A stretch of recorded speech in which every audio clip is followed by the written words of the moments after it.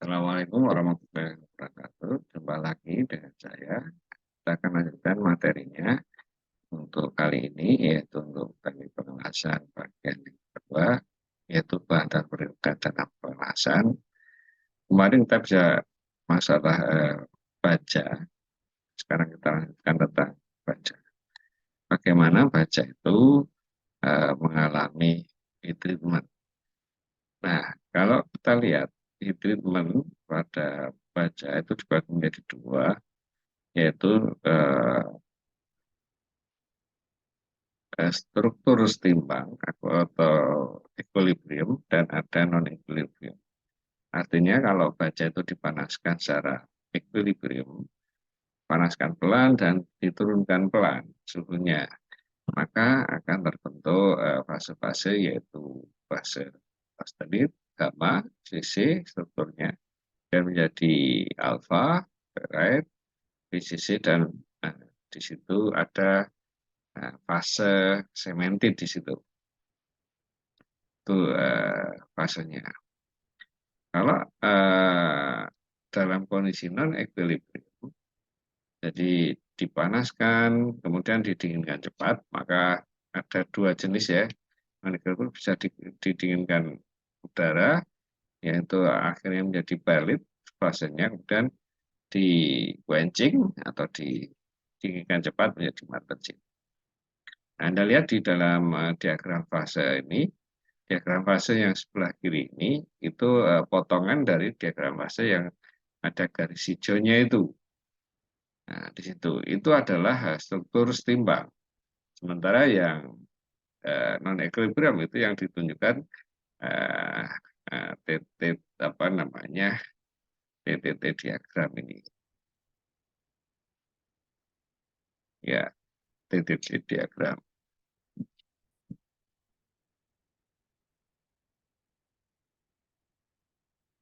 Nah, ini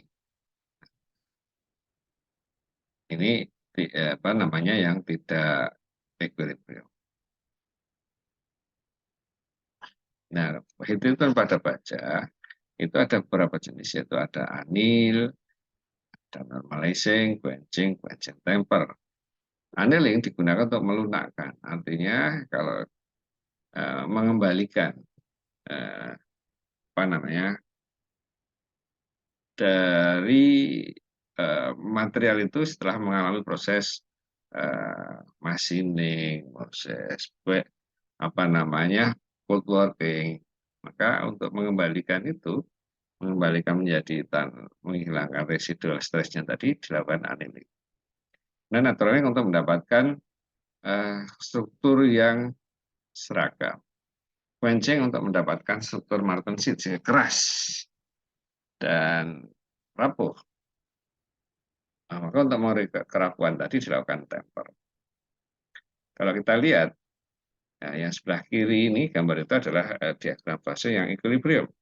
Sementara yang di sebelah kanan itu adalah proses treatment dari keempat itu. Yaitu semua mengalami proses pemanasan dulu. Nah, di atas A1 itu untuk proses, yaitu anil, naturalizing, normalizing, dan quenching. Tapi untuk temper, kalau temper saja itu di bawah A1, tetapi kalau untuk quench temper dia akan dipanaskan dulu, quenching, kemudian baru dinaikkan lagi menjadi di bawah suhu A1. Itu namanya quench temper, untuk meningkatkan ketangguhan atau mengurangi ketasan akibat proses quenching. Menurut G standar itu baja atau steel itu dibagi di beberapa bagian, yaitu untuk general structure, weight structure, dan building structure. Yang serinya itu ada SS, SM, dan SR. Kemudian ada lagi baja kekuatan tinggi, high strength steel. Kemudian ada baja dengan penggunaan suhu rendah, SLA series. Ya, kemudian ada baja penggunaan suhu tinggi, SP series, dan untuk yang lain, yaitu SMA series.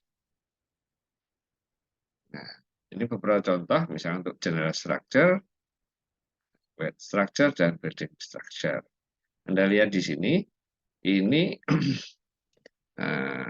P dan S maksimum ada 0,05. Jadi diusahakan serendah mungkin. Ada yang 0,035, rata-rata memang 0,035 sampai dengan 0,05. Jadi yang paling utama C tidak boleh melebihi dari maksimum ini karena bisa menyebabkan retak las dan ketangguhannya menjadi lebih rendah. Anda lihat di sini sekali lagi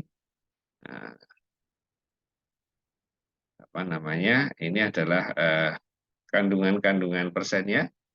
Ada Si, Mn, ini mesti ada juga.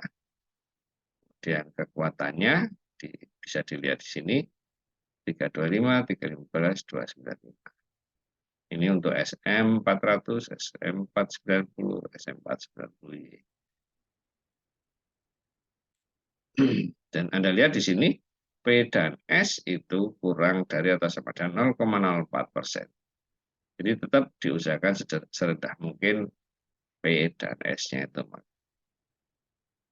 Kemudian untuk struktur bahan untuk SN series, di sini ada Si, Mn, P, dan S. Sama, ini 0,05 atau bahkan ada yang 0,015. Ini untuk yang SN400B. Kemudian yang SN400C ini semakin ketat lagi.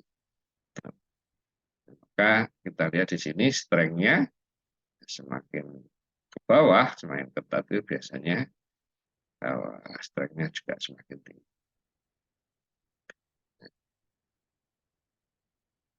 Nah ini P dan S ini maksimum. Kemudian yang SM490 harus dimiliki adalah C, Si, Mn, P, dan S. Misalnya Bajarol itu serinya apa? SM. Angka 490 ini artinya apa? Itu adalah tensile strength. Penyerapan energi jaring terbesar itu adalah SM490C. Oke. Jenis yang lain baja kekuatan tinggi atau high strength steel ini apa namanya biasanya mengandung paduan cer, krom, molybdenum, dan mangan. Jadi ada paduan molybdenum, Mn, krom. Ini merupakan high temperature, paduan yang untuk tekanan tinggi, suhu tinggi.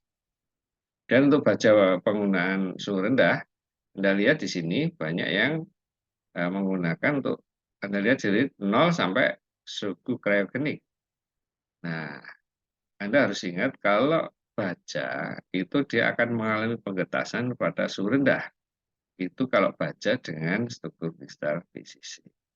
Oleh karena itu, tidak menggunakan baja dengan struktur PCC, yaitu struktur yang dipilih adalah stainless steel 304. Ini adalah strukturnya adalah FCC. Anda lihat di sini pada suhu rendah, karena dia tidak mengalami penggetasan, maka dia dipilih untuk suhu rendah. Dan itu hampir semua paduan Ni yang menjadi penstabil fase Austin. SLA ini adalah Anda lihat di sini lowest temperatur bisa untuk minus 30, minus 45, minus 60. Baja penggunaan suhu tinggi ini digunakan misalkan untuk boiler dan sebagainya. Kekuatan suhu tinggi tahan grip, tahan juga selain itu juga oksidasi atau korosi. Nah, ini biasanya molybdenum, krom itu ditambahkan untuk meningkatkan ketahanan.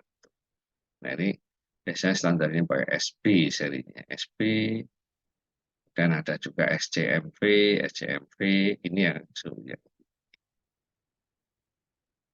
Baja tahan cuaca ini sering digunakan untuk kendaraan, struktur bangunan, menara, dan sebagainya. Ini sering serinya SMA. Mengandung koper, krom, dan nikel, sehingga tahanan korosinya tinggi. Oke, baik, sekian dulu yang bisa saya sampaikan. Kita lanjutkan lagi yang akan datang. Assalamualaikum warahmatullahi wabarakatuh.